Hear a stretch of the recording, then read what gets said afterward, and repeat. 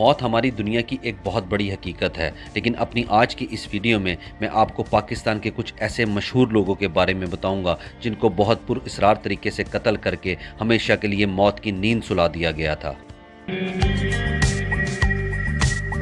حکیم محمد سعید ایک بہت مشہور اسکالر اور میڈیکل ریسرچر تھے۔ یہ سندھ کے گورنر بھی رہے تھے اور ہمدرد فاؤنڈیشن کے یہ بانی بھی تھے۔ 17 اکتوبر 1998 کو حکیم سعید کو کراچی کے آرام باغ میں صبح کے وقت قتل کر دیا گیا تھا۔ ان پر کافی زیادہ گولیاں چلائی گئی تھیں اور حکیم سعید کے کیس میں پولیس نے کراچی میں کافی لوگوں کو گرفتار بھی کیا تھا۔ ان سب کا تعلق ایک سیاسی جماعت سے بتایا گیا تھا اور بعد میں ان کو پھانسی کی سزا بھی سنا دی گئی تھی۔ 2009 میں سپریم کورٹ آف پاکستان نے ان 9 لوگوں کو رہا کر دیا تھا اور آج تک حکیم سعید کو انصاف نہیں مل سکا اور ان کے قاتل آج بھی آزاد پھر رہے ہیں۔ پاکستان کے پہلے وزیر اعظم اور تحریک پاکستان کے اہم رکن لیاقت علی خان کو 16 اکتوبر 1951 کو لیاقت علی خان کو راولپنڈی میں ایک کمپنی باغ میں قتل کر دیا گیا تھا اور بعد میں اس باغ کا نام لیاقت باغ رکھ دیا گیا تھا۔ جب لیاقت علی خان کو قتل کیا گیا تو یہ ایک جلسے سے خطاب کر رہے تھے اور اس جلسے میں تقریباً 1 لاکھ کے قریب لوگ موجود تھے۔ لیاقت علی خان کو سینے میں 2 گولیاں ماری گئی تھیں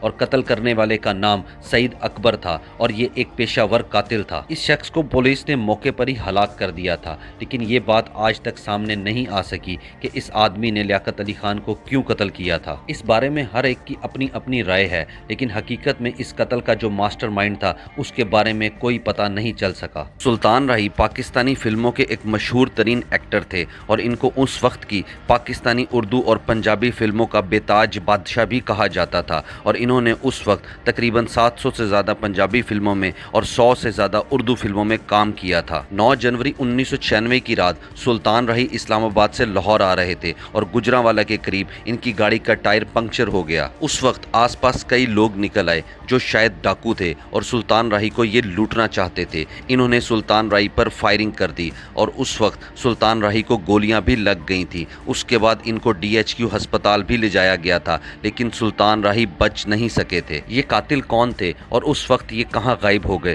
آج تک اسی وجہ سے سلطان راہی کا کیس پینڈنگ پڑا ہوا ہے۔ نادرہ پاکستان کی ایک مشہور ترین ایکٹریس تھیں اور انہوں نے تقریباً 8 سال تک پاکستان میں پنجابی اور اردو فلموں پر راج کیا تھا اور ان کے بارے میں کہا جاتا ہے کہ یہ ایک بہت نرم طبیعت کی مالک تھیں اور اسی وجہ سے لوگ ان کی بہت عزت کیا کرتے تھے۔ انہوں نے اپنے شوہر کے ساتھ مل کر پراپرٹی کا کام بھی شروع کیا تھا۔ 6 اگست 1995 کی رات ان کو ایک ریسٹورنٹ سے باہر نکلتے ہوئے لاہور کے علاقے گلبرگ میں فائرنگ کر کر ہلاک کر دیا گیا تھا۔ ان پر فائرنگ کرنے والوں کے بارے میں یہ کہا گیا کہ یہ ڈاکو تھے اور نادرہ کی گاڑی چھیننا چاہتے تھے۔ ان کے قتل کا شک ان کے شوہر پر بھی گیا تھا کیونکہ ان کے شوہر کے ساتھ ان کا پراپرٹی کو لے کر جھگڑا تھا، لیکن یہ الزام ثابت نہیں ہو سکا تھا اور ان کے قاتل بھی آج تک پکڑے نہیں گئے۔ اب ہم بات کریں گے ارشد شریف کے بارے میں۔ ارشد شریف پاکستان کے ایک مشہور ترین جرنلسٹ تھے اور ان کو کچھ عرصہ قبل کینیا میں گولیاں مار کر قتل کر دیا گیا تھا۔ 23 اکتوبر 2022 کو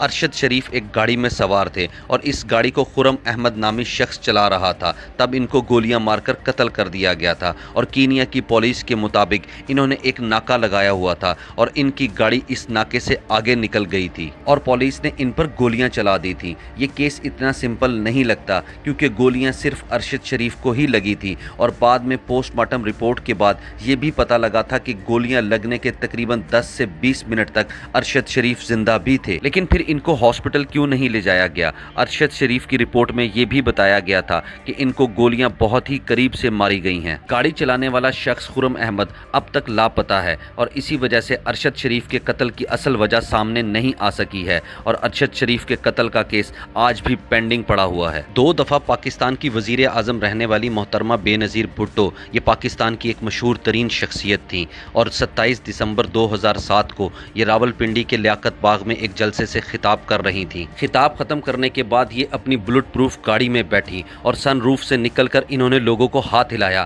تب ہی ایک شخص نے ان کے اوپر 3 گولیاں چلا دی اور پھر اس نے خودکش حملہ کر دیا۔ بے نظیر بھٹو کو ہاسپٹل بھی لے جایا گیا، لیکن یہ راستے میں ہی اس دنیا سے جا چکی تھی۔ آج اس بات کو 18 سال گزر چکے ہیں، لیکن ان کے قتل کی وجہ آج بھی سامنے نہیں آ سکی ہے۔